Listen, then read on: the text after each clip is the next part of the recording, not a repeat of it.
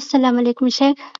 وعلیکم السلام۔ وعلیکم السلام ورحمۃ اللہ وبرکاتہ۔ شیخ میرا سوال یہ ہے کہ ایک سسٹر ہے تو ان کا شوہر جو ہے بہت زیادہ مطلب نشہ کرتا ہے، اور جی اتنا ہی نہیں مطلب وہ گھر کا سامان بھی بیچ دیتا ہے، اور اس لیے مطلب کچھ کما کے بھی نہیں دیتا ہے، تو اس لیے مطلب اس سسٹر کو باہر مطلب کام کرنا پڑتا ہے، مطلب گھروں میں صفائی کرتی ہے تو، اور اس کے باوجود اس کو بہت زیادہ مارتا پیٹتا ہے بہت بری طرح سے، اور اس سسٹر کے گھر والے مطلب کھلا بھی نہیں دلوانا چاہتے ہیں، تو ایسے میں اگر اس کا کوئی بڑا بچہ ہے تو کیا وہ باپ کو دھمکا سکتا ہے، ڈانٹ اٹھ سکتا ہے؟ مطلب کیونکہ باپ کو تو مطلب ماں باپ کو تو اونچی آواز میں بول بھی نہیں سکتے ہیں، لیکن وہ اتنی بری طرح سے مارتا ہے اس کی ماں کو، تو کیا ایسے میں بچہ بول سکتا ہے باپ کو؟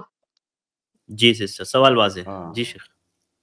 دیکھیے، ماں باپ کی اطاعت اور فرما برداری کرنی ہے، ان کے ساتھ حسن سلوک کرنا ہے، ان کے ساتھ بے ادبی اور بدتمیزی نہیں کرنی ہے، لیکن کب؟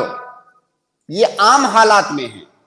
باپ اگر کوئی غلط کام کر رہا ہے تو ایسا تھوڑی ہے کہ وہ باپ ہے اس لیے ہم اس کو منع نہیں کریں گے، یا ماں کوئی غلط کام کر رہی ہے تو ماں ہے اس لیے منع نہیں کریں گے۔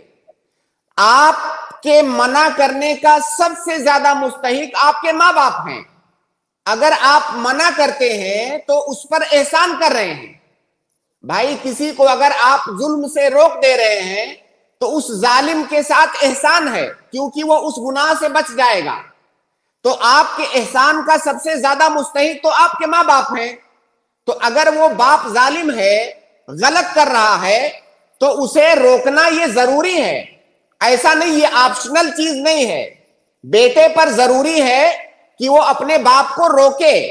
اب یہ اور بات ہے کہ روکنے کا انداز اچھا ہونا چاہیے۔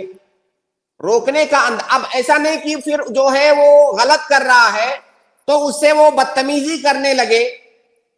اس کو روکے، جو طریقہ بھی اس کو اچھا لگے اس طریقے سے روکے۔ اب اگر باپ ماں کو مار رہا ہے، بیٹا جا کے باپ کو مارنے لگے تو یہ تو غلط کا جواب غلط سے ہے، لیکن اس کو روکے گا، وہ اس کو روکے گا۔ اگر پھر بھی نہیں مانتا ہے تو اپنی ماں کو لے کر کے وہ الگ رہ سکتا ہے۔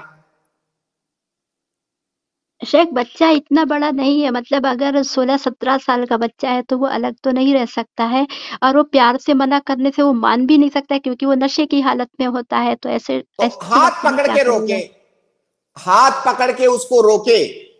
اور وہ جب نشیڑی ہے تو پہلی بات تو اسے جب نشہ اس کا اترے تو اسے سمجھائے، اسے قاعدے سے سمجھائے جب اس کا نشہ اترے۔